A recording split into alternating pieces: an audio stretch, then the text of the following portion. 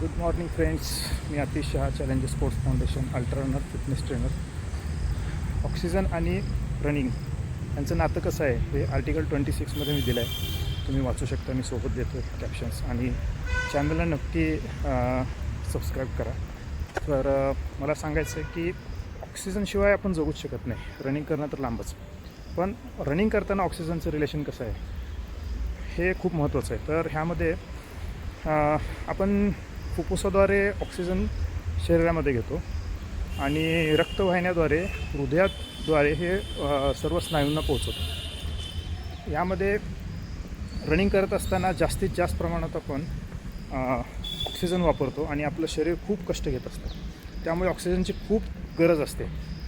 ज्यावेळी आपण 1 मिनटामध्ये ऑक्सिजनची लेव्हल आपण वाढवू शकतो की VO2 मॅक्समध्ये कसं सांगितलं जातं की 1 मिनटात आपलं ऑक्सिजन किती आपलं शरीर किती ऑक्सिजन यूज करत आहे. तर ह्यावर आपलं अवलंबन आहे की आपलं एन्डोरन्स, आपला स्पीड हे सर्व अवलंबून आहे. आणि हे आपल्याला वाढवण्यासाठी माझी पोस्ट नक्की वाचा, खाली दिलेलं आहे की ह्यामध्ये कोणत्या गोष्टी आहेत की ज्यामुळे आपला VO2 आपण वाढवू शकतो.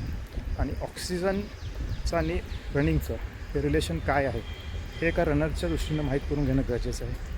थँक्यू.